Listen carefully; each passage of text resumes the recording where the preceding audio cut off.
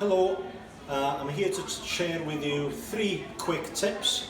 First one would be ready to learn from mistakes, because mistakes is bound to happen, and try and convert them into experience. I've done a lot of mistakes, other people have succeeded, have done mistakes, just to move on and learn from them. Second is to keep an eye on how you can scale up the business from the word go. If you are looking to have a business which you can grow, well, put the model, put the systems in place from the first few weeks so that it can grow. So for example, I would suggest make full use of software that's available over the cloud nowadays.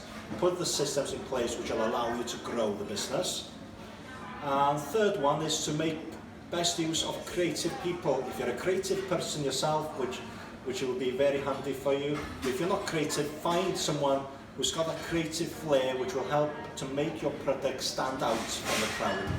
It's a competitive market, so we need new ideas, different ways of presenting, packaging, branding, in order to be able to compete and get those customers to buy off you.